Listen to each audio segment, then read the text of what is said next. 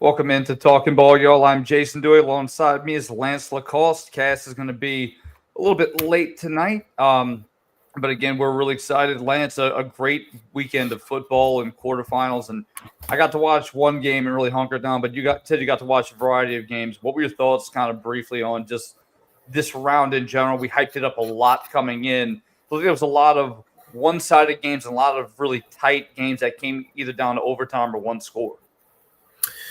It was a lot of fun to watch. I skimmed over at least 5 games I was kind of in and out of. I think the biggest takeaway is defense wins at this time of the year. I think offensively teams that are well balanced, that can run and throw the football, and then defenses. There's a lot of these high flying offenses. Whether they won or lost, it was either they won because the defense came up big, or these high flying offense that we've seen score 40, 50 points a week. Struggled to put up that kind of points, in this round. So, yeah, I think this is a time of year where it becomes balanced football teams, good special teams play, and defense, Yeah, and I would also like to add in just staying healthy. I know that sounds like an obvious thing to say, but so many teams in this round, especially we're going to dive in later, but the Division II select bracket, 2 quarterbacks go down, both teams lose those football games, and it's we're not saying that's the reason those teams lost. However, when you lose the most important position on the field in the most crucial game, it definitely has some type of impact on your football team, especially at the quarterback position. Yeah, but absolutely. But it is what it is. Part of the game, tough to overcome. But some of the best teams figure it out. You think about Cecilia last week; they did it. They lost that quarterback at the end of the first half, and still found a way to put up a lot of points in the second half and come away with a victory. So, part of it. Finding a way to win, right? So let's go ahead and dive in. So many games to talk about. Let's start with of course, if all of these are labeled wrong, I'm going to be so angry right now. There you go. I think that's what it's already not. Yes, we're already not looking too great on this, guys. I apologize in advance. This is gonna be a lot of fun to figure out. I know. So with Cass not being here, I'm operating both aspects. So all the labeling is wrong. So this is gonna be a wonderful game of let's see what happens. But in this top part of the bracket, Lance, you mentioned you'd seen this game. Ruston beating Southside 38-28 in this ball game. Ruston trailed 28-14, had a kick return back for a touchdown at the end of that first half, and really went on a run, scored 24 unanswered. You mentioned, Lance, that you got to watch this, and it seemed like just Southside style, because they run that flex bone offense to their detriment a bit.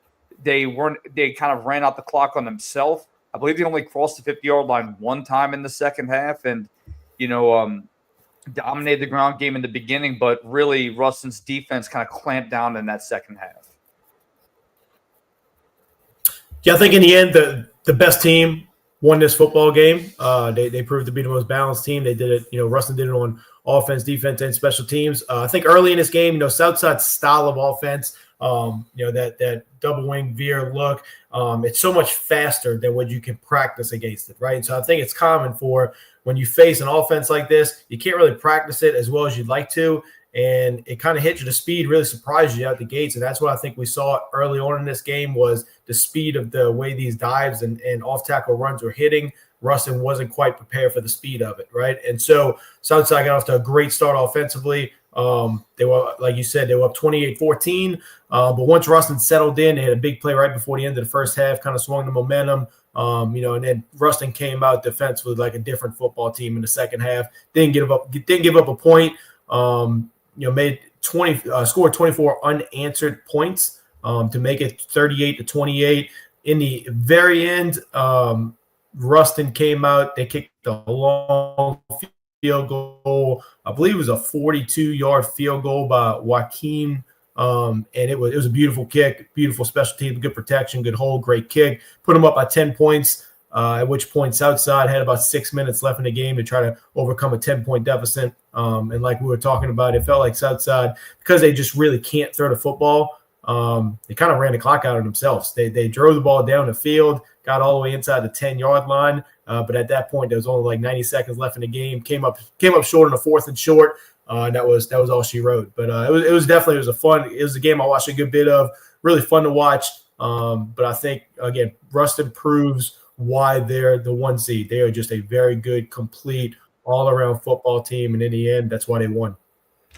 And we talked about earlier about overcoming injuries. Well, Dalen Powell, running back for this Ruston football team, although a sophomore, a really key factor of this offense. He was out, still finding a way. A quarterback, Sam Hartwell, had a pair of rushing touchdowns as well to kind of maybe make up some of that lack of again, your star running back being able to play the football game. But this Ruston team is big, physical, nasty. They just continue to win. And to your point, Lance, I think anytime you're going to play a triple option style team, whether it's veer, whether it's flex bone, you can run versus air. You can have everything covered in practice. But unless you're seeing it in game speed, it's a different animal. John Curtis is definitely a prime example, and we'll talk later about them. But it's much easier to stop in practice against scout team than when you're first seeing it. And it does take a little bit of time to get – you have to play extremely well on your adjustments. And even if you make one mistake, those plays can break. So Ruston finds a way. They continue to move on, and they will be playing in the next round Zachary after the 31-27 win over Central in the rematch. Again, earlier in the season, it was a 35-33 football game. Zachary tried to go for 2 to tie it up at the end. Were unsuccessful in the regular season. This time they find a way to win this football game in Central, which is never an easy thing to do. Michael Kirby, 4-yard touchdown at the end of the game with 11 seconds, capped off that win. And this is a Zachary team where we've kind of been unsure on them, if we're being honest, Lance, because this is not your typical Zachary team. And we're saying this, and they only had 3 losses on the year. I think that loss to Liberty really kind of made some people unsure about what type of run they would make. Yet here they go. They're going to be taking on Ruston in this quarterfinal matchup, and a big win for a program that always finds himself in this position. Both of these teams all year, it was tough to kind of figure out what to think of these teams. Central, we knew, came in with a great defense. That are reigning state champs. But unfortunately, they just couldn't get it done. I watched the very end of this game. Now I kind of found myself kind of rooting for Central because I know how good this defense is. And they had a chance to come out and get a stop at the end of the game and punch their ticket to the semis. But Zachary's offense was just better that night. Michael Kirby, the quarterback, was really good. He was 20 of 30 for 245 yards. He also ran for 2 touchdowns. So again, it just goes to my point earlier of like just a well-balanced offense from the Zachary team.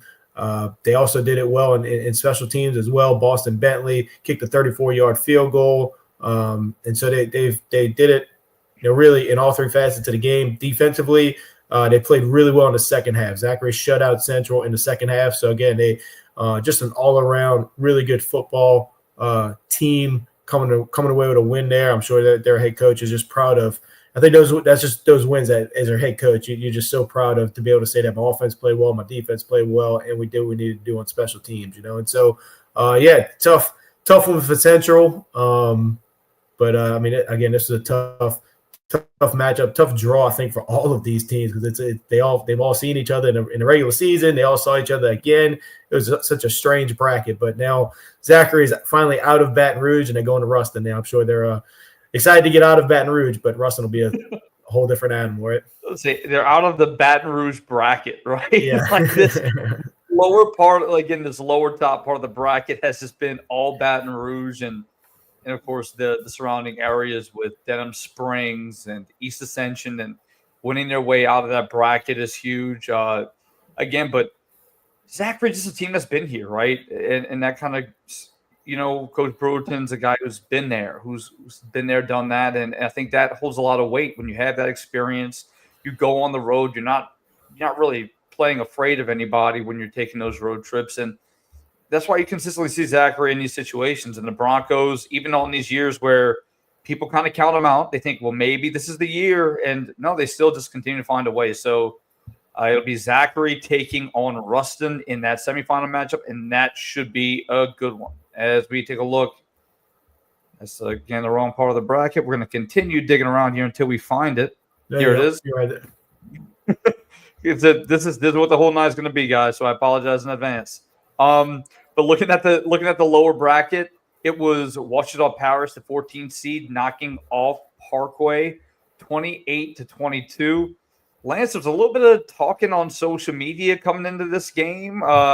Might have had I know the energy was kind of flying in this matchup, but we know that Ouachita is a big physical football team. They had a pick six in this football game, which kind of really sparked them. 21 unanswered points, in this football game. Ouachita Parish is a team that we've consistently talked about. Man, they're playing in 2-5A. It feels like they just can't catch a break. Well, their reprieve is in this playoff run, right? They've been able to play these other teams from around the state and kind of showing, look, we've been battle tested. We haven't come out with those wins, but we just consistently find a way to win games in this playoff run, and it's really an impressive stretch for Ouachita Parish of all three wins, right? Santa Ma, Destrehan, and now Parkway. Those are three really tough games to win, two of them on the road in really raucous environments.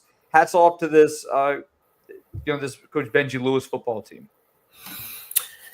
I'm not overly shocked by this one. For a lot of reasons you said, Ouachita, they got athletes all over the football field, a lot of good ball carriers, a lot of good defensive backs. Parkway, a team that wants to throw it all over the place. We talked about it coming into this one. It felt like if there was somebody that could really match up with Parkway's weapons on the perimeter, Ouachita can do it. They did it the previous week to Destrehan, right? And so I'm not shocked to see this Ouachita defense come out and do great things. I think that really the big backbreaker for Parkway was they just couldn't stop the run at all. Their head coach even talked about it after the game, saying they just had no chance of stopping them. Macario Dade Jr., 33 carries, 150 yards, and a touchdown for Ouachita. Montrell Connor, 21 carries, 124 yards, and a touchdown. When we had two guys running for over 100 yards, and you're playing great defense on the flip side of it. That's always a formula for success, right? And so, and again, this is one we've seen Parkway typically put up 40, 50 points a game over the course of the season. But that in the playoffs it's a whole different animal. They run into a whole different defense. Look, Parkway, they played their butts off. They had a chance in this game, but Ouachita just found a way to win like they did the previous 2 weeks and really all season long, like you talked about. I mean, this is a Ouachita team that has played. They've seen the best.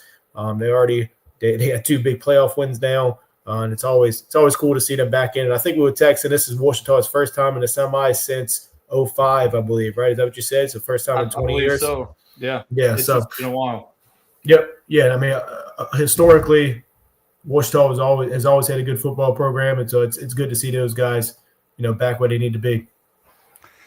Yeah, I think this again is a program that we consistently talk about. Like if they got the coaching in the right spot, or if they got the athletes, and I think this team is special. I think they have an opportunity to now go challenge a district opponent in Neville, and we'll briefly touch on this one. But Lance, we talked about how a hot team that's hot can really do some damage in the playoffs. A lower seed, 26 going into 2-seeded Neville. I don't think that really bothered the Tigers too much. They come out with a 42-0 victory. We're able to slow down this potent rushing attack that we've seen over the past few weeks from Jordan Griffin, who's been on a historic stretch. Just like he's been unbelievable. He had 12 touchdowns his last game of the regular season and the first game of the playoffs. He had 4 touchdowns, I believe it was, or 3 touchdowns a week ago. He's been phenomenal. However, this Neville team does a great job. Coach Collins does a great job mixing up his defenses. They have offensive weapons. They're an explosive team, and they feel like the hottest team right now in this bracket. There's no doubt about it. This Neville. I thought this was one of, if not the most impressive victory of the entire quarterfinal round. And I guess I say that because I watched this Barb team play a lot against West Monroe, and I was super impressed watching them against West Monroe. You already talked about Jordan Griffin. Man, he was like the fastest guy I've seen on film, and all of a sudden he goes for, if our numbers are correct, -3 yards against this Neville team. How is that even possible? I mean, this kid was unbelievable against West Monroe, and even before that, he's been going for over 200 yards. Like it's just another day, And so for this Neville team to come out, it tells you everything you need to know about our guest from a few weeks ago, Coach Mike Collins, the head coach at Neville, and what he can do defensively. And again, I was very impressed with Barb's quarterback as well against West Monroe, but they didn't get anything going. Parker Robinson, the quarterback for Neville, he was great. Remember Coach Collins talking so highly of Parker. He's 14 of 19, 208 yards and 2 touchdowns. Just the model of efficiency, it feels like, that young man. And then they had a couple running backs that played well as well. Jalen Blackstone had a rushing touchdown. Jamarion Roberson also had a rushing touchdown. But again, I think the story tonight has to be that Neville defense, to just completely put a blanket on this Barb offense is very impressive. Very, very impressive to me. Yeah, both backs are really solid. Plus, they have a stable of wide receivers. Zaylon DeYoung, a guy we've talked about consistently. Imad Sledge, a big playmaker up top. They have so many weapons, and this is going to be a fun rematch. There's no doubt about it. And I think we'll see what happens here. But I feel like Neville, Coach Collins have to feel really good about the spot they're sitting after this early part of the playoffs. So getting down the stretch here, and that's our semifinals. I think this would be a fun bracket to watch, Lance, when we look at what matchups are coming down the pipe in a week. Yeah, it's be a heck of a semifinals for sure. All right, so as this is not going to be the smoothest show, guys. I apologize. We're going. There you go. You got it. So Division 1. There we go. All right, so we're going Division 1 select part of the bracket, as it was no shock here. Edna Carr defeating Evangel. They scored 49-20. They scored 9 points. I believe it was in the first 2 minutes of the game. I think they before they ran an offensive play is what my understanding was. This Edna Carr team is for real. Again, Peyton Houston is one of the best quarterbacks in the country, not just the state. And look, 58 of 63 plays he was in on. He's their guy. Threw for 236, rushed for 39 yards with 2 touchdowns. Still wasn't enough in a good effort. But, man, what you have to love about this Carr football team is everybody expects him to just be able to air out the football, but special teams and running the football. Greg Wilfred returns a 74-yard kickoff early in the football game, and Trey Garrison, the new Washington State commit, along with John Johnson, who flipped and is now going to Washington State. But Garrison, 147 on the ground, 4 touchdowns. Big day for that young man. This Carr team, it's hard to even know where to start. I watched just about the entire first half of this game. First off, Greg Wilfred, he had a kickoff return. Did you see that highlight? Did you see what that looked like? Oh my goodness. This was the fastest 70-yard kickoff return I've ever seen. My wife was even kind of just happened to glance at my phone, and she even sat up out of the seat and went, "What?" It looked like it was in fast forward. It was unbelievable how fast he was. And he's far from being like the star of their team. That's just how deep they are. They got so many guys. But yeah, he was unbelievable. They did it defensively. Like you said, Pop Houston did everything he could. You kind of felt for the young man just because they couldn't protect. They did everything they could to try to figure out ways to protect. Early in the game, Evangel, literally almost every play, they came out in some type of polecat swinging gate. They had the offensive linemen lining up all over the place. Seemed like a little bit of overkill, but you could just tell this was just kind of the game plan. Like, since we can't line up and just block them, let's try this, and it's hard to say if it was the right decision or wrong decision. It didn't really work, but why they were doing it. They were doing it because they didn't have another answer to blocking, Romeo Brown and Big Richard Anderson. So, but yeah, I thought, in some ways it put Pop Houston in some tough situations, but every quarterback that has faced Carr has been in a tough situation versus this Carr pass rush.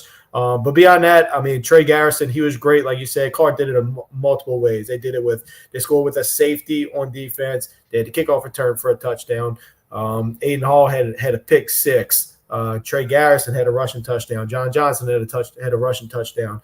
He threw it well. They did it every type of way you could score points, Carr did it. And so it was just exactly what you really expect out of, I think the team that everybody has penciled in to win a state championship this year. They've been a front runner for a long time. And I mean, there's no sugarcoating it. This is a really good football team. I think defensively, what makes them so scary is typically you'll face a team like this, and there's like Catholic New Iberia. When we talk about Catholic New Iberia, again, they're very physical. They have a good defense, but we've always talked about their secondary. Like typically, a defense has one really big strength, and there's maybe not a weakness, but just not as strong as the the elite part. But like, which level of this defense are you going to point to, Lance, as a weakness? You got the best defensive tackle, arguably in the state, right? Again, I always say this. I think it's fair. Lamar Brown, I think, would have something to say about that at U High, and rightfully so. He had a big night as well against Madison Prep. But Richard Anderson has been the guy. He's been phenomenal. Romeo Brown, as you mentioned, there's four players in the secondary that are going to play Power 4 football. Like, this football team is just unbelievable, and they're so hard to put up any points against. And for them to put up 20 points is saying something, but man, it's going to be hard for anybody to beat this Carr football team. Yeah, the safety, they when I say the safety that Carr scored on, they had like the 2-yard line, and Evangel, they run toss. Like, because obviously you can't run it up the middle against Richard Anderson. They run toss. Richard Anderson runs it down and tackles him in the end zone. I mean, it was just, you can't even run away from him. The guy's a cheat code, But that's also just another point. That's 25 straight wins for Carr. So it's a pretty impressive run there. I think I was at their last loss. That feels like forever. I remember you said that. Yeah, Acadiana. Yeah, but that feels like. It feels like forever ago. It feels like this team just does not know how to lose. And I mean, to be fair, they don't. They've won 25 straight for a reason. Looking at the other game, a really crazy matchup in Baton Rouge, and I think this team has as good of a shot to beat Carr as anybody on their schedule so far. Catholic of Baton Rouge beats Alexandria 44-6 in a bizarre football game where Alexandria went up 6-0, and Catholic goes on a 44-point run against this football team. I think this Catholic team is, again, they're for real. They're really talented. This is an Alexandria team that we've talked about over and over and over again. Jaden Miles, 112 yards, 3 rushing touchdowns. Turner Goldsmith, 256 yards and two touchdowns through the air for Catholic. Jude Chamberlain's a guy who's getting some looks as well at tight end, 115 yards. They do so many things offensively, and they do them all really well. I think this is a team that just plays within their system. They know their assignments. The defense flies to the football. And if you're able to hold this Alexandria offense to 6 points, it speaks volumes about your defense. And I think this Catholic team, maybe a lot of people have been sleeping on them, kind of saying, well, look, Carr's the team to beat. And I think this Catholic team is going to be very amped up because anytime Edna Carr and Catholic steps onto the field, it's a really good football game. And it's going to come down to the wire. Talk about a tale of two halves right here. This was I clicked onto this one with just a few minutes left in the first half where everything I'm watching, it feels like Ash is, in control of the game. Everything kind of felt like it was going Ash's way.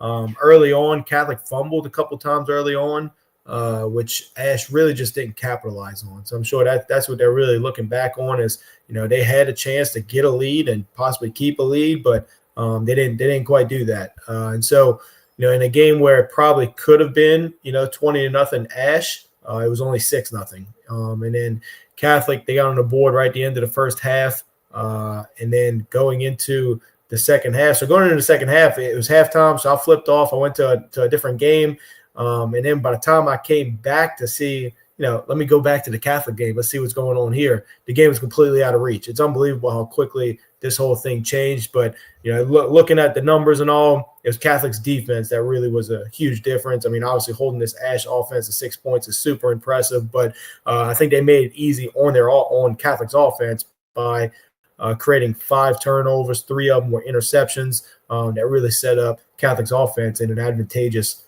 area of the field to be able to go get more and more points. And so, yeah, I mean, it just feels like for Ash at some point the wheels started falling off, and man, once it started raining, it started pouring, and it happened quick. And so, but yeah, I mean, you said it, this Catholic team, they've played everybody too. You know, I think as you get into this part of the bracket, the teams that have played really strong schedules, it feels like it is really paying off of them. There's some more teams that we'll talk about, you know, in these upcoming brackets. But Catholic is a very well battle-tested team. They showed no panic or anything when they struggled in the first half. They came out in the second half and were just a better football team. 9th straight semifinal appearance for Catholic, and I Wow. was yeah, it's crazy. And I was mistaken. It was 41 unanswered points in the second half of this team. It came out with a 92-yard drive to open it, to go up 10-6, and that pretty much turned that momentum of the game. So I think Catholic is a really good team. I think this is going to be a really fun matchup when they take on Edna Carr. So let's go ahead and look at the bottom part of the bracket. And at the top, we have St. Aug, who defeated Archbishop Rummel 35-10. And, Lance, it was a very similar game to the first time, right? Four turnovers forced by this defense of St. Aug. And look, if you were going to win this football game, if you're Rummel, you had to be exceptional on the ground and run the football really effectively. They had 119 rushing yards and 173 total yards. And that's not a winning formula against a St. Aug team that can do it all offensively. So I think the St. Aug team, we've been saying how good they are. We've been saying that this is a real contender and threat. I think it's got to hit the exclamation point here. What else can you say with this game besides just more of the same? This St. Aug team at this point, there is no reason to doubt them in any possible way. Their defense has been good enough all year. I think that sometimes their offense scores so quickly, they kind of put their defense in a tough spot, right? But I think that's kind of what you saw last week with Acadiana. St. Aug was scoring so fast that when Acadiana would get the ball, the St. Aug defense was on the field a lot just because of the styles of play, which led to, St. Aug giving up a lot of points last week. But this week, I think Rummel, again, for me, they kind of fall into that similar category as like Southside and Sumner, which we'll talk about, which is they were just too one-dimensional to win games at this time of the year. A couple great running backs they have, and they're very good on defense, but they're not able to throw the football. When they did try to throw it, they threw 2 interceptions, which you really can't turn it over against the St. Aug offense. Just makes it too easy on them. But yeah, overall, the St. Aug team, beyond impressive. Vashawn Coulon, once again, 10 of 12, three passing touchdowns. He also had a rushing touchdown, ran for over 100 yards. So, when your quarterback's putting up versus this Rummel defense, this quarterback's putting up 4 total touchdowns and over 200 total yards. That's super impressive. And again, they're doing it without one of their top receivers, Raekwon Williams. They lost him week 10. But guys like Derek Bennett, who we were high on from when we saw him earlier this season, but Derek Bennett, 3 catches, 92 yards, touchdown. He's kind of the unsung hero, man. He's like the third receiver that just when they need somebody to make plays, Derek Bennett, he's been a guy that's just really come up huge for him all throughout the year. But yeah, overall, pretty dominant performance. St. Aug, 439 total yards, Rummel, 173 total yards. So certainly no reason to doubt this St. Aug football team at this point. The proof's in the pudding. No, and we're going to go ahead and move on and take a look at this Curtis Turlings Catholic game. Now, I do want to point out, somebody put a comment on Twitter and then deleted it saying, what happened to these games at the bottom of the bracket? We apologize. With the interview last week, we kind of bumped it. But again, I saw the post. I appreciate the feedback. Again, there's no need to delete it. We appreciate that feedback. But looking at this game, though, when we were looking at these matchups, I said, I don't think that Turlings has faced a team quite as physical as John Curtis. And that turned out to be the case. 21-7 football game. Curtis just consistently finds a way to win these football games. I said this defense, I like the way that they move. 4 turnovers. PJ Mackion had an interception in this football game as well. And again, he's been a big playmaker for them. Again, Alex Munoz has been their guy offensively for Turlings Catholic. He had 1 interception coming in, had 3 in this football game.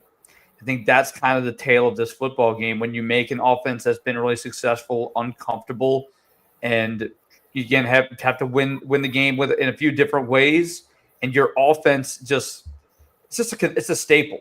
Like that's what they do. They run the football, they ground and pound, and they find ways to win football games. And that's what John Curtis does. Is they set up this rematch against St. Aug. I know they're going to be thrilled to have the opportunity to try to knock them off a second time. They've lost to them.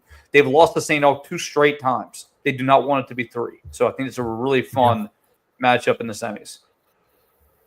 Yeah, John Curtis, we've seen them win, quite a few different ways now, too, I think, over the course of the season. We've seen them win some high-scoring games where their offense has been great. It really kind of feels like Curtis has been much more offensive-heavy throughout the course of this season. But this one in particular, not so much the case. The defense really came up huge. They had 3 total interceptions for the John Curtis defense. And which is a crazy stat. Alex Munoz, the quarterback for Turner's Catholic, he entered with only 1 interception the entire season. And so to turn him over 3 times says a lot about this John Curtis defense and how it's continuing to improve. But I would say this Turner's team, like you said, they haven't faced a football team like this throughout the course of the season. But for them to hold this John Curtis offense to 21 points, I think is pretty impressive. So. I think great job by that Turner's team as far as coming in with a good defensive game plan and doing their best to hold down that John Curtis offense. Curtis didn't throw it a whole bunch, but they still, they threw it enough to keep him honest. London Pageant still threw for over 100 yards. He also ran for a touchdown as well. Gavin Leday, 15 carries, 77 yards. Jacoby Boudreaux had 63 yards and 2 touchdowns. So I think this game kind of played out the way Curtis wanted it to. But again, I am pretty impressed that Turner was able to hold this Curtis offense to 21 points too. And I think Curtis has that ability to play the game whichever style they want. If they want to eat the clock and melt the clock, they can do that. And when you have a potent offense like that off the other side of the field, you maybe want to keep the ball a little bit longer. And I think that's why Curtis is so good. If they can win however they want to. But again, it'll be find a way to win against a St. Aug team that they faced earlier in the year. It was a high-scoring game. Really fascinated to see how this one plays out for sure. John Curtis had the special teams played a week too. If you saw that, they had an unbelievable fake punt that they beautifully executed. It was a throw down the field. But watching Curtis over the years, they always have some kind of fake punt up their sleeve, and they know exactly when to bust it out. It's unbelievable. Special teams unit for them is undeniably sorry about that. Special teams unit for them is always undeniably a strength of theirs. They run their entire unit onto the field it's really impressive to watch them in action. And again, I know this has 4 in the top of your screen. I'm trying to put these brackets up while I have them. All right, so let's go ahead and take a look at Division II non-select. And looking at the time, we're going to go through these a little bit quicker. But North DeSoto Franklinton, a 51-37 football game. We talked to Coach Salt earlier in the week, and again, he knew the task that was at hand. Going to play this North DeSoto team, we said that we felt like this would be a very offense-heavy football game, and it definitely turned out to be.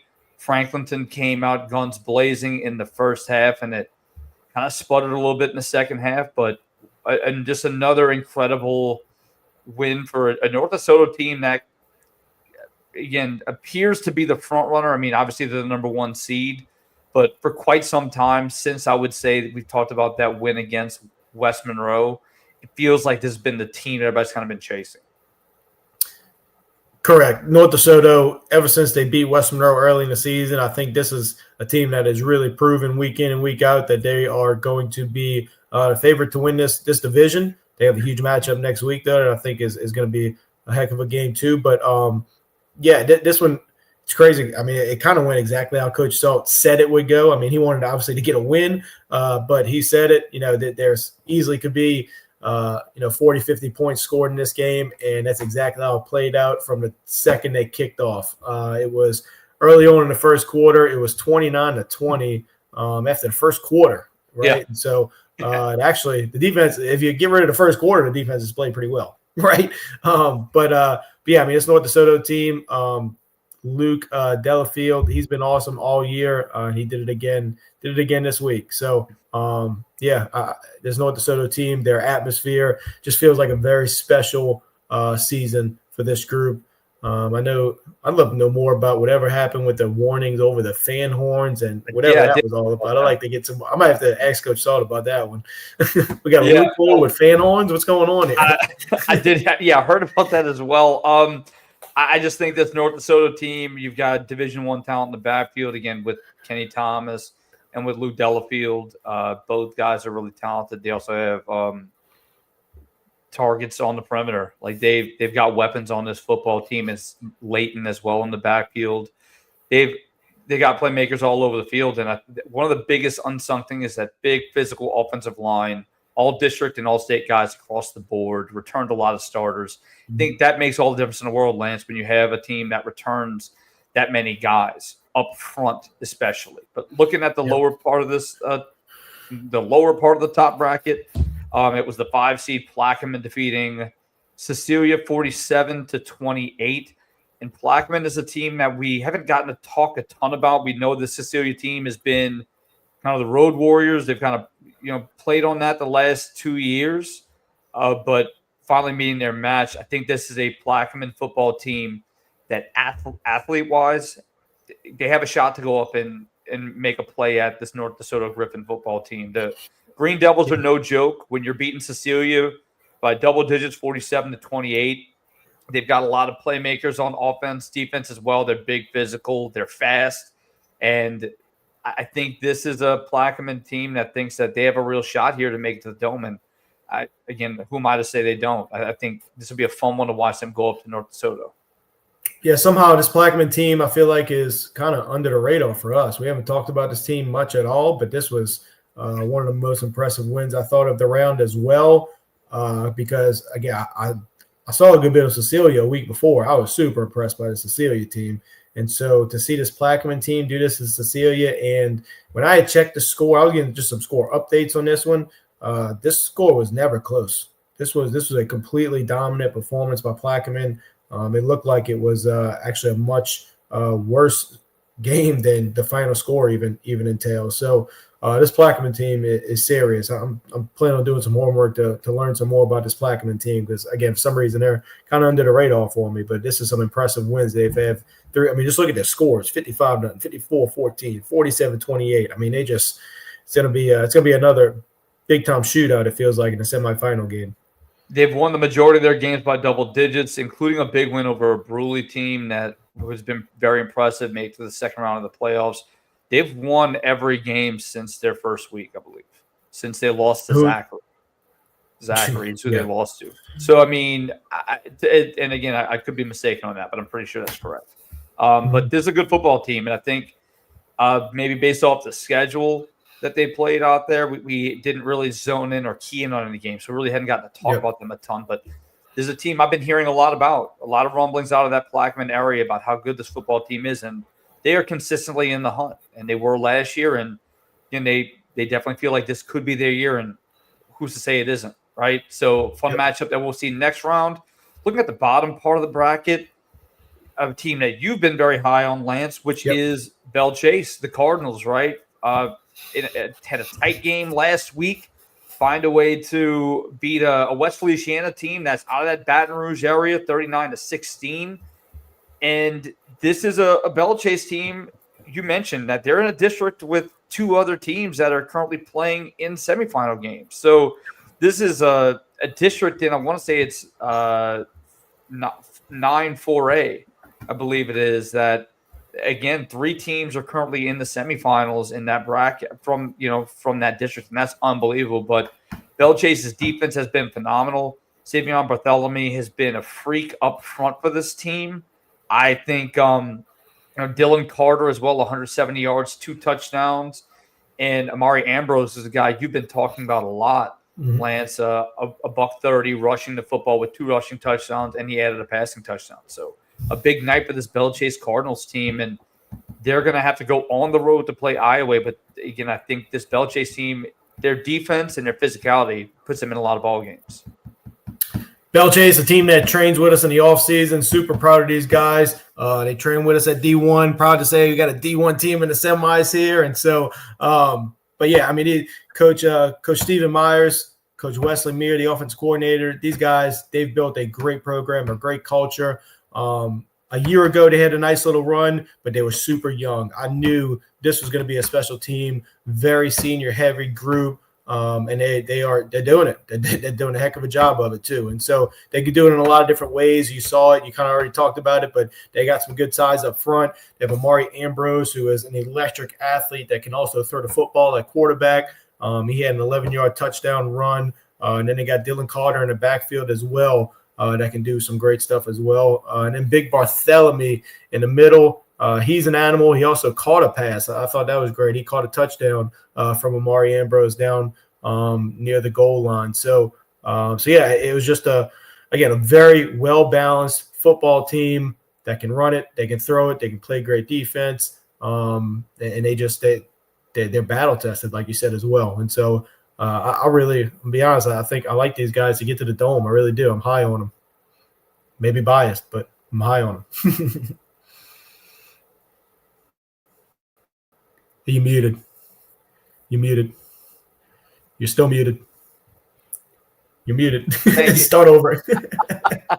Thank you. No, appreciate it. So look, but they're going to play Iowa, the 2 seed. It's a tough task to go on the road and play this Iowa football team. They beat Lutcher 28-21. They won the football game off of an interception at the 3-yard, the goal line with 33 seconds left. Opening kickoff gets returned for a touchdown for Iowa, and then that was Alex Bartle. Ashton Stark, game breaker for Lutcher, returns the very next kickoff. So there was 2 touchdowns in a span of 24 seconds on opening kickoffs to start this game. But, some big stops in the red zone for Iowa kind of ended up winning this football game. And we said this is a tough task for Lutcher to go on the road in these back-to-back weeks, long trips. Caston Lewis, who has also caught that interception, 104 yards rushing in this football game, well as Javian Adams, who had 100 yards, as well as the go-ahead touchdown. So this Iowa team, undefeated, and they're going to welcome a Belchase team that only has 1 loss on the year too. So this is going to be a really fun semifinal matchup. Yeah, Iowa, just a team, again, another really well-rounded, balanced team that can run it. They want to run the football. Caston Lewis, 104 rushing yards, but he also had a big touchdown catch as well. And so it is a team that they throw it well enough to keep you honest and really run the football. And then, defensively, their defense has been pretty good all year long. They struggled early in this game. They gave up 21 points real quickly, but they held this Lutcher team scoreless for 36 straight minutes. So after the first quarter, Lutcher didn't sniff the end zone. And so really good battle here for Iowa. It's the first time, it feels like it's the first time Iowa has been challenged in quite a while. And so I think there's a huge win for Iowa. It was one that I would say I expect them to win by a little bit more, but they got off to a slow start. And I think wins like this, if you're going to beat a Belchase team and get into the Dome, you got to be able to win close games. And I think this is the first time Iowa's had to win a close game in quite some time. Yeah, I think this is the first time a game has been within a touchdown all season long. I think they've scored I believe they've won every other game by double digits. So to your point, that's finding different ways to win is big. So taking a look at St. Charles Catholic, Edie White, the 1 versus 8 seed. St. Charles wins 31-0. It's important to note quarterback for Edie White goes down early in this football game, would not return. That's Grant Barbara, who's been a staple at the quarterback position for them. Not saying that changed the outcome of the game, but again, it is something important to note. St. Charles was up 17-0. Kind of felt like they iced the game. Preston Calm, young man for St. Charles, who has been injured for a large portion of the year. 2 pick sixes late to kind of ice this football game. 31-0 victory for the St. Charles team. 5 of the last 6 seasons they have made it to the Superdome. This is a team, or to the state title, I should say, because it wasn't always in the Dome. However, this is a St. Charles team. Their secondary is really explosive. I've talked about it being an extension of the offense, and this game kind of furthering that point. I think Landry LeBlanc, we talked about him running the football a lot earlier. 13 of 17, 188 passing on the night with 8 rushes for 16 yards and a touchdown. So really developing as a passer as well. This was one that was very head scratching when I initially started getting the updates and saw the final score. But then, of course, as I learned that Grant Barbara didn't play or got hurt very early in this game, kind of gave me an understanding of why it went this bad. But with that said, he's not a 31-point difference, I don't think, right? And so I think it can be deflating when you lose your quarterback, of course, but no reason to take anything away from the St. Charles team. Again, like I've said already a couple of times on this episode, this is another team that they are super efficient. They super efficient quarterback play with Landry LeBlanc. You already read his stat line. I mean, it feels like he has the same stat line every single week. Am I right? Like every week. It's 13 of 17 for 190 yards and a couple touchdowns every single week. I think those numbers have picked up, man. I think those numbers have picked up a lot recently, though, because a lot of times you see like 70 yards passing, maybe it was 70 or 80, maybe 100 yards rushing or around 70, 80-yard mark. But really, over the past few weeks, we've seen his passing numbers go up. And I think it's because a lot of teams are keying in on a guy that you and Cass love, and I do as well, in Skylar Edwards. Skylar Edwards, Skylar Edwards, who again, and he had a little bit quieter of a night. He only averaged 3 yards a carry, and he did get into the end zone one time. But again, that just goes back to how good of an all-around football team this is. They do it on special teams. Their defense was phenomenal once again, forcing turnovers, shutting out a really good E.D. White team. Again, this E.D. White team, they've played Holy Cross, Jesuit, Hornville. Like, this was a battle-tested team. This was not a team that was expected to just get overwhelmed by a St. Charles Catholic team. And so, I thought this was up there. I thought the Neville win, the St. Charles win, and there's one more coming up that I was just blown away by. So shout out to Coach Stein and those guys.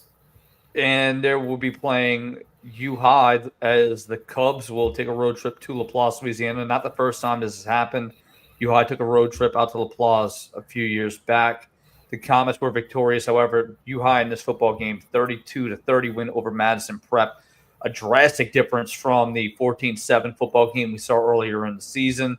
Madison Prep really ran the football exceptionally well. Backs Harlan Turner, John Profit combined for nearly 300 yards rushing on the night. However, it was the defense for U High who came up with 2 sacks, which turned into fumbles, including one near the tail end of the game when they were on the move. And of course, one of those was Lamar Brown, who made that play. I believe it was the one at the end of the game, which sealed the victory. 2 really good athletic football teams. U High, Sage Ingram, 147 yards rushing, and he had 2 40-plus yard runs in this football game. This is a very athletic U High team. They're very big and physical, and this is going to be a really fun semifinal matchup in LaPlace. Yes, feels like this will be a totally different challenge for St. Charles when we get there. But I feel like this game went, almost as expected. And what I mean is just I knew that this was going to be a back-and-forth game, 2 teams that have great running backs, great defensive players, a lot of talent on the field. This was one I didn't get to watch. I can't remember. I think I was just struggling with the stream or something. But I wanted to see this, and I can't wait. I'm definitely going to see ULab next week. I can promise you that one. But yeah, heck of a game. You already said it. The running backs went off for both of these teams, and when it mattered, the defense got it done for ULab. There was a big special teams blunder there where there was a roughing the kicker that set up U High's touchdown there. But those are moments that, of course, you look back on when you talk about a 2-point victory. And so, this game was everything you had hoped it would be.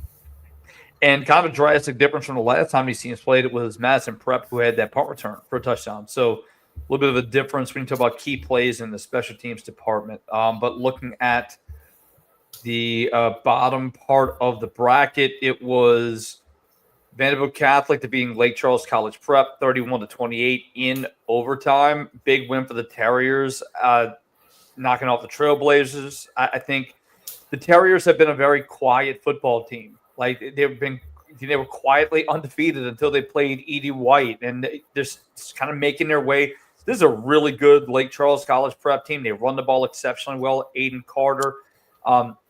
Ethan Henney at quarterback for Vanderbilt Catholic has been probably one of the best quarterbacks that people aren't talking about. And I think this sets up a game against Shaw that I think is going to be a lot of fun.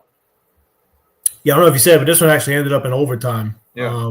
Where Vanderbilt Catholic got a huge stop. So Vanderbilt Catholic, they only got 3 points. They opened up the overtime period.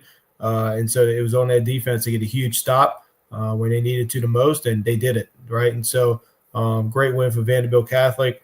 And then, yeah, like you said, this Shaw game, the Shaw team, man, they look like they're back to where they were a year ago, right? Yeah, look, they started out 28-0 in that football game. It is important to note quarterback Bryce Restovich, who was 11 touchdowns away from breaking the state passing touchdown record, did not play in this football game. So while it kind of what you talked about earlier, Lance, like was that 31 points difference? I'm not here to say yes or no. What I will say is one of the most prolific offenses in the state was missing the facilitator of the football. So I do think it hurt them. However, Shaw going on the road, keeping their composure, getting that win, and finding themselves offensively, I think was really big for them. So sets up a really fun matchup as, I think now you have Vanderbilt Catholic hosting this football game. So that'd be really interesting as two upsets. I mean, at this point, but two upsets lead us to a 6-7 matchup in the semis. Yeah, I feel like obviously you can't discount anything that Shaw did right here. I mean, they came out, they went 38-7. They go on the road to get it done. Feels like probably, Loyola Prep early in the week at some point they found out they were going to be without their quarterback. And that's just a deflating feeling when you have such a talented quarterback in Bryce Restovich that is the majority of your offense, right? And so tough situation for Loyola Prep. But this Shaw football team, they struggled week 9, week 10 to score points. We talked about it. They felt like a team that needed that bye, that needed just a week to get back to the basics, find their identity again. And, boy, they have been a completely different football team since then. Their offense is back to where it needs to be. Alan Shaw, he's gotten going again. And then the defense, Coach Adam Giglio, the defensive coordinator. I mean, look at these scores. He gave up 6 points last week, 7 points this week. And when they have Alan Shaw going and their running game gets going, and then you pair that with a dominant defense that Coach Gig leads, this is a team that's going to be really tough to stop. So it's really cool to see Coach Tierney and those guys right back where they were a year ago. And DeAndre Franklin, 134 yards and 2 touchdowns for that rushing attack as well for Shaw. So the best stat of the entire night, I thought, was Shaw has faced 6 teams that are playing in the semifinals. What a fact that is. Now that would be counting the Jamboree, but it's St. Aug. They've played St. Aug, Carr, St. Charles Catholic, right? Bell Chase, LCA. Yeah, I think I'm still missing one more. St. James. St. James, yeah. I mean, what a run, right? I mean, this is a team that is just the battle tested, and there's no other way to put it. They've definitely been tested. It pays off. Sure. Yep, it pays off at this time of the year to be battle tested. Oh yeah. So look, when you look at Division III non-select part of the bracket, it was Gina over Mansfield, 44-20. Again, Gina's been a team that's kind of been on fire. They've been exceptional all year, and we do talk about their run game, but really they have the ability to pass the ball as well. Cedric Wilson and running back Hatcher as well. They've both been crucial pieces, and their defense looked not too shabby against a Mansfield team that likes to run the football. And on the bottom part, Kinder at home can't quite get the job done against the Union Parish team that came in kind of how Union Parish does, right? Union Parish came in at a 500 record. They've only reeled off 3 straight wins. So this sets up a fun matchup, but Union Parish, again, scoring early, playing physical football, had to find a way late in that football game to get the job done. And it took overtime to get it done, another overtime football game, but Jevian Henderson on the 4-yard touchdown run in overtime finished it off. Yeah, I've heard nothing but great things about these Gina running backs. They've put up 40-plus points. It feels like every single week. It might be every single week. I believe they put up 40 points. But it was a close game early. Mansfield was 14-14. Mansfield pulled out all the stops, even scoring the hook and lateral play to keep it close. But in the end, I mean, Gina's just a better all-around football team. And like you said, I mean, Union Parish, they're that team. It feels like there's always that one team that just becomes that road warrior, right? Last year was Cecilia. This year it's Union Parish that's going on the road and finding ways to win. But this is a team that we've seen this out of Union Parish, in just the recent years. They're finding ways to win, and they're playing deep into the playoffs every year. Man, what about that mascot matchup? The Giants versus the Farmers. Gotta love it. That's a fun one. Looking at the bottom part of this bracket. Tough for the Farmers. Yeah, look. But looking at it, it's gonna be tough to beat the Giants with just your farming tools. But we'll see how it goes. But look, I think this St. James win, I think might be the one you were talking about. Really impressive win over Oak Grove, 57-13 in that football game, which is the most points that Oak Grove has given up in a playoff game in their 98 years of football. So that's a really impressive win from the St. James football team. And, Jaden Villanova we had some big plays offensively. Kanye, I'm losing track here. Kanye Zenon made a big 42-yard touchdown reception on, of course, Jaquan Jackson passing the football. That was why they went up 13-0, and it seemed like they just consistently found ways to score. Kamen Mitchell, who was hurt for a large portion of the year, came up with a big 70-yard touchdown for a kickoff return. Like, they have so many weapons offensively. They're big, physical. They play really good defense. And they're going to take on a Sterlington team that, again, feels like they've done nothing but just dominate competition that is on par with them. 400 yards rushing in that matchup for the Panthers. Lance, they've outscored their opponents 350-64 in their last 7 games. This is a rematch of last year's state title game, and it definitely has a bit of a state title feel. No question. This feels like the state championship game that'll be coming up. But, if we stick to just these games here, Sterlington, not surprised by it for all the reasons you mentioned. They're a great football team, kind of just more of the same with that squad from last year. And in St. James, I did not see this game being this big of a victory for St. James. But, St. James has too much speed, too many weapons all over the field. Jaden Villanueva, the running back, 3 rushing touchdowns. Jakias Villanueva, who seems like every time we turn on Friday Night Football, he's got a highlight on there. And so he had 2 receiving touchdowns. And the quarterback was great as well. 3 passing touchdowns from Jaquan Jackson. So, the St. James team, it's hard to it's not shocking to see them right back in the semifinals. I think this was a huge PowerPoint deal with Sterlington having the edge over St. James. That's a huge travel. St. James, a really tough place to go play. So I think it's huge that Sterlington was able to eke them out and now have home field advantage in this one. I've played at both. I've been to both venues on a game day. Sterlington's environment can get up there too. We traveled down there when I played with St. Charles for a quarterfinal matchup, I believe it was, and that was look, they know how to bring the noise too, so I think that'll be a really interesting one as well. But taking a look at Division III Select, of course, you had LCA defeating Catholic New Iberia 49-14. Again, Cheese with some info. Again, thanks. We see he watches regularly, gives us some info. He said I finally got Caleb Campbell back, their 6'8" left tackle, who's a big guy. Well, big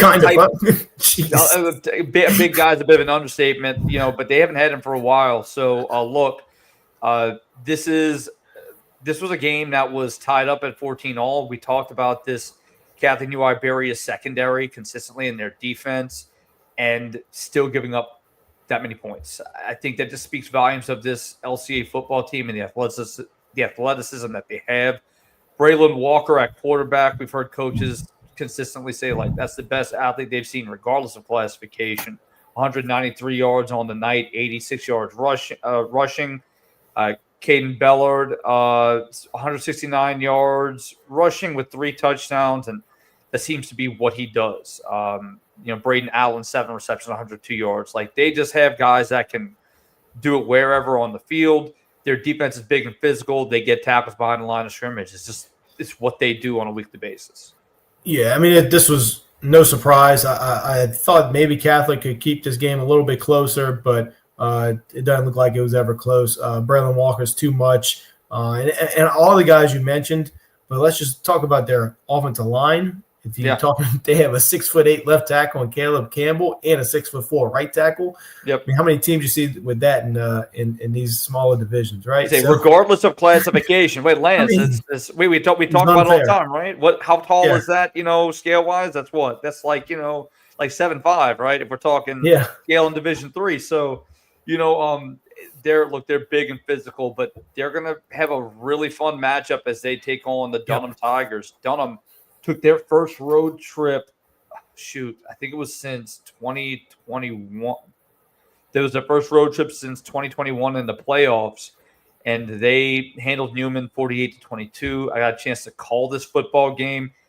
Elijah Haven, man, he's a really good football player. Is putting it mildly. He went for 300 yards passing, 5 touchdowns, and on 4th down there was no hesitation. They just ran right up, ran the football with him, and he fell forward. And I think he's dangerous. Look, they got playmakers too. Jarvis Washington on the perimeter. Trevor Hammond, who played both sides of the football, played exceptional. And they're a very physical team despite their physical stature on both sides of the line. Elliot Trahan really played an excellent game on the defense. He wears their coveted number 44 jersey. And I think this is a very good Dunham team. And that's going to be an interesting trip when Dunham takes a trip to Lafayette to play that night's football team. Yeah, it looked like a really fun matchup. I saw the highlights. I know Hendricks Hill, he had a nice night as well. Had a big kickoff return for a touchdown. So, it felt like Newman did everything they could. Felt like they, put up a great fight. I saw Jake Randall had a couple of nice runs. I think did he have a touchdown pass, I believe I saw? I know. Yes, he did have a touchdown pass, and they also ran a reverse pass for a touchdown. Oh, yeah, I saw that too. That was a fun play to watch too. Yeah, so they did as much as they could. Every time I see this Elijah Haven kid, all I can think is I feel like I'm watching Cam Newton. Like it is. He looks enormous, and the way he spins it, man, I tell you what, he's something else. So it's gonna be a fun quarterback matchup in a week. And the interesting thing is, like Lance, they didn't air it out the whole game. It was underneath routes. They ran some drags. They went screen game. Like, they didn't have to go guns blazing 40 yards down the field. So, this kid's still a junior, right? It's Elijah Haven. He's scary. He's scary. Before that night, he had passed for 48 touchdowns and 3,000 yards, 5 interceptions, by the way, and 3 of them were in one game. So, I think it's a really fun matchup that we're going to see in Lafayette. But you mentioned that you had watched this Calvary Jules Sumner game or some of it, 14-7 football game. What were your takeaways looking at an offense in Calvary that typically scores a lot of points and a Sumner offense that has been really physical running the football? Yeah. So 2 very good defensive football teams. I was very impressed. Like you said, I always picture Calvary as this high-flying offensive football team. And not to say they can't be, but that night they weren't. But both defenses really did a good job.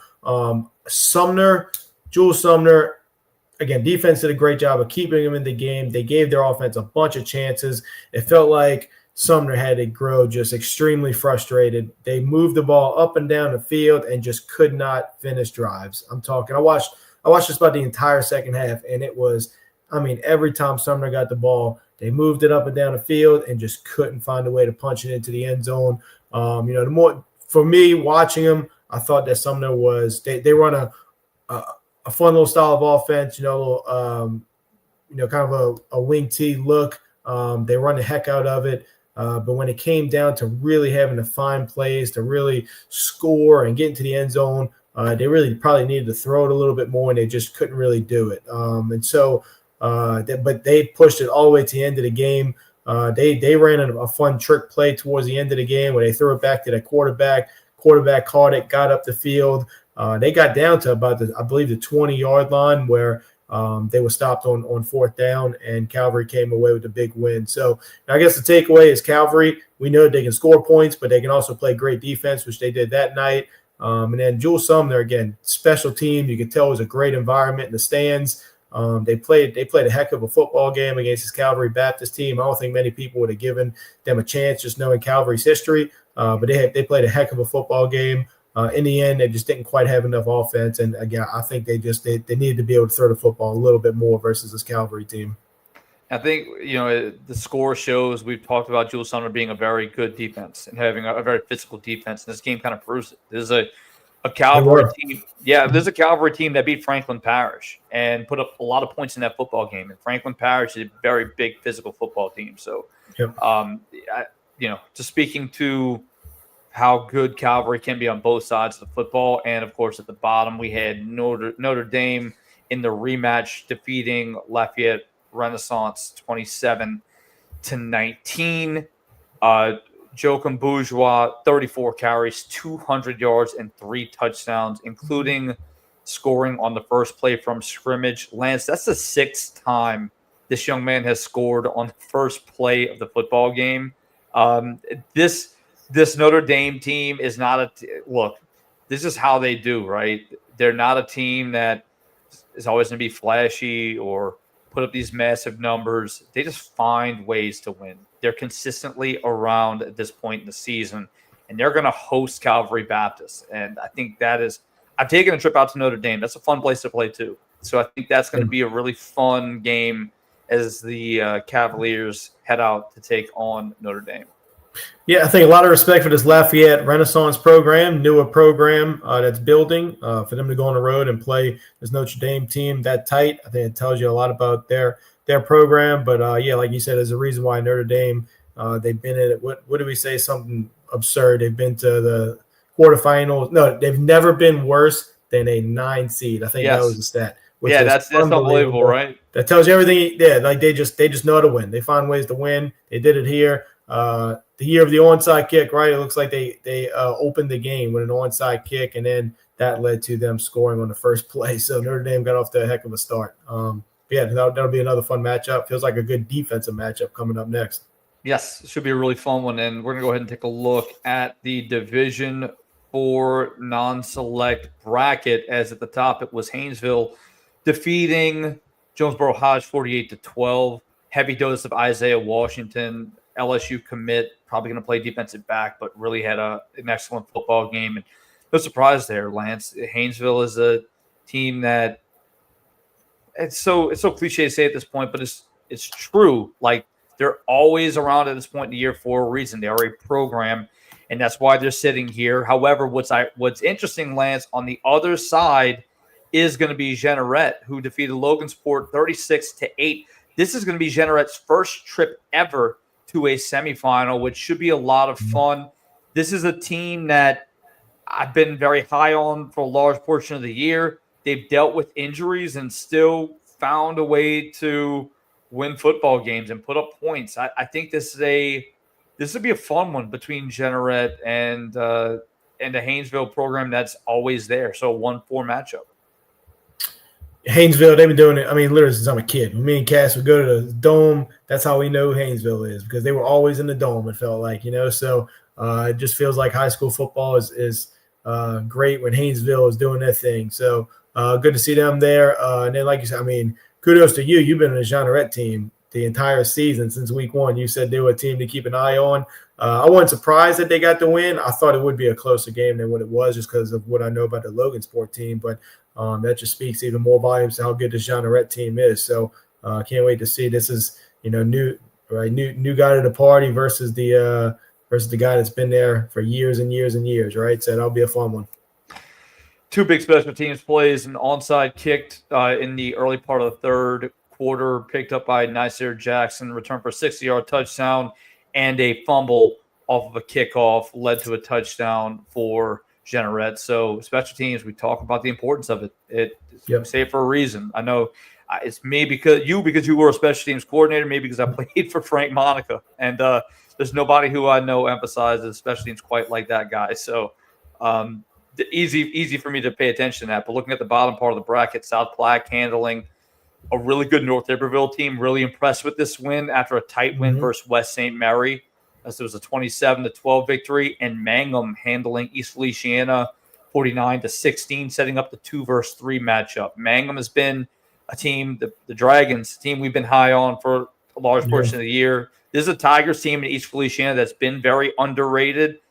And then the Hurricanes beating a Bears team in North Iberville that's a newer program, but really has had a lot of dynamic athletes. Yeah, so the little bit I've seen from East Feliciana and Faraday, I thought that when I saw this bracket, I thought whoever won that matchup would really give Mangum a tough game, but I was obviously wrong. Mangum is really good. So look out for the Dragons. And then Coach Feet, South Platte, great to see them guys right back on track after a tough victory last week, only scoring 6 points. Roderick Parker, again, the 5th-year starting quarterback, the senior, he got that offense back on track. So South Platte, never an easy out in the playoffs. That's going to be a great matchup next week. Interesting thing is it's on the road at Mangum, and that is you talk about pregame. South Platte, yeah, that's got to be a 12-hour drive from South Platte, huh? Well, Man. Depends on which Plaquemine you're traveling from, right? Yeah. This is the one that's down in the Gulf of Mexico. So, look, I think this is drive there.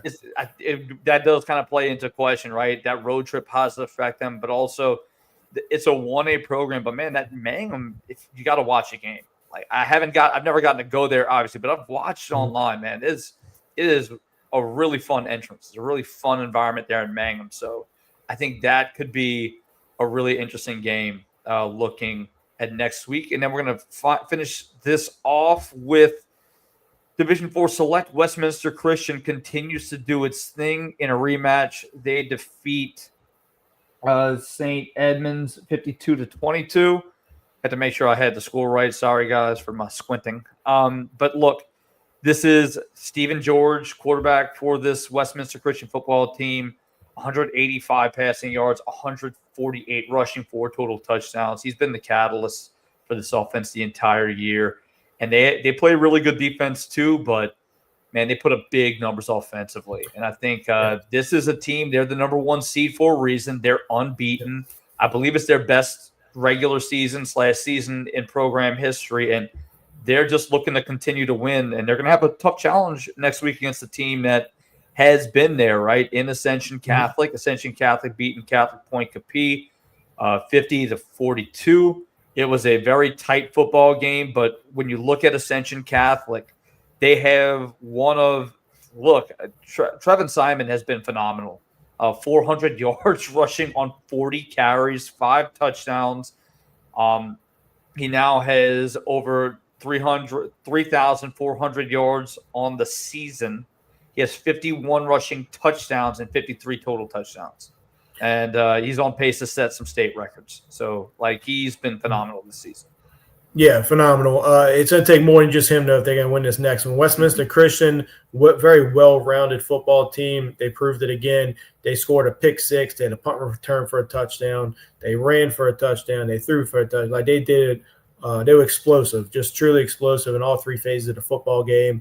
And so, that's why they're the 1 seed. That's why they're the favorite in this division, is because they are so good in all 3 phases. Like you said, Ascension Catholic, the running back's great. I mean, 400 yards on 40 carries. That's a heck of a stat line. So, but I think they have to find a little bit more than just him when it comes to this next round.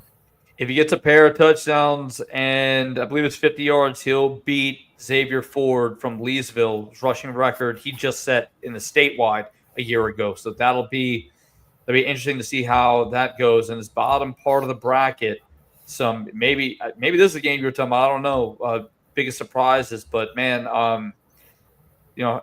Ascension Episcopal, 2 surprises here, I would say. Ascension Episcopal handling Hamilton Christian 38-7. Big win for that Ascension Episcopal team, the Blue Gators. I've talked about it over the course of this year. Feels like they don't get the recognition. They don't get the notoriety, but they're consistently contenders. They're always in this position.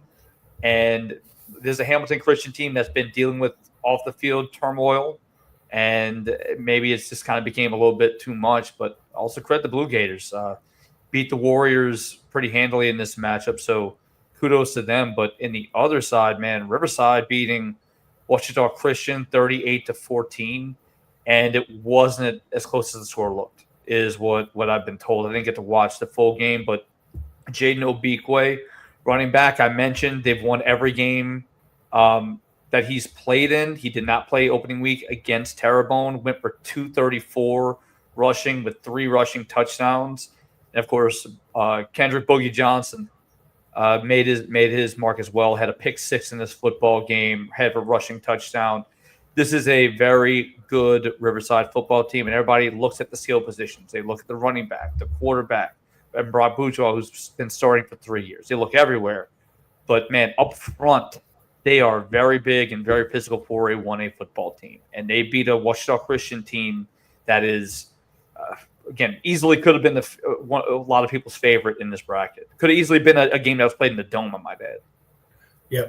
And so Ascension Episcopal, like you said, very well-rounded football team. Austin Adams had 3 interceptions as well. So anytime one guy pulls in 3 interceptions, that's a good way to win some football games there. But as far as Riverside, I got to see this team early on. Let me tell you something. This is one of the best coaching staffs you're going to find at a smaller school. Coach Lee Roussel, former Nichols coach, he's unbelievable. Big O-line guy. When you talk about their O-line play, their head coach is an O-line coach at the college level. That's why their O-line is going to be really good. Coach Chris Latchney, he's the defense coordinator at Riverside. He's been a head coach multiple places. He also was a defensive coach at Southeastern. And so I would say it's pretty rare to see 2 college coaches that are coaching Division IV select football, right? And so their coaching staff's unbelievable. They're going to have a great defensive game plan. They're going to be great on the offensive line. And when you put that together with the talent of Jaden Obikwe and Kendrick Boogie Johnson, I mean, what a recipe for success, right? Boogie Johnson was amazing again. And this is a football team that they beat up Newman pretty good early in the season. They went to war with Terrebonne, where they recovered an onside kick with a chance to beat 5A Terrebonne, a playoff 5A football team. So that's how good this Riverside team is, and it feels like they're even better today than they were back when early in the season when we grew high on them. So yeah, I really like this Riverside team. I know some of those coaches pretty well, so I'm kind of cheering for them. But yeah, it's really fun to see Riverside back on track. Yeah, to your point about Coach Lee Roussel was my coach at St. Charles Catholic. He's he's been coached me in baseball and football. A lot of respect for Coach Roussel. But look, you talk about a guy who has experience under programs. He was at St. Charles Catholic. He coached under Frank Monica. He coached with Wayne Stein. He coached with that group. Then he went and coached under Jay Roth at Rummel, and then he went coached under Coach Rebo at Nichols. So talk about a guy who's been under a lot of great coaches and has built his own success and sustained it. Really have to be impressed with the job that Coach Lee Roussel has done at a 1A program like Riverside, and is still finding ways to win these football games. And I think he has a legitimate shot here to win Riverside's. And it would be their second LHSAA title, but their third overall title. So as tricky as that is to say, but again, I think that does it here, Lance. We run the gauntlet here in our a little bit longer of a show, but it becomes harder to skim over games when you got so many things to talk about. It didn't feel an hour and 20 minutes. Didn't feel like an hour and 20 minutes. That was fun. I mean, it's just how good the football is right now. It's easy to talk about. So that'll do it for us. Again, I'm really excited to break down some of these matchups with you guys on Tuesday night. Again, at 8:05 as always. Please make sure to follow, like, share, subscribe. Should have done that probably an hour and a half ago, but too late, better late than never. Please follow our Facebook page. We're trying to be able to live stream on there as well. And again, please leave comments, feedback. We love it. So we genuinely appreciate everybody watching, all the people that are watching tonight, a lot of viewers, and we genuinely appreciate it. So thanks again for tuning in. Cass obviously had some things he had to take care of and couldn't make it. I failed to mention that earlier, but obviously it's the end of the show and he hadn't been here. So he intended on being here, but some things cropped up. It's kind of what happens with life. But that'll do it for us. Again, please make sure to tune in on Tuesday night. So for Lance Lacoste, I am Jason Dewey. And until Tuesday night, remember, let's lay ball and roulette. Let the good times roll.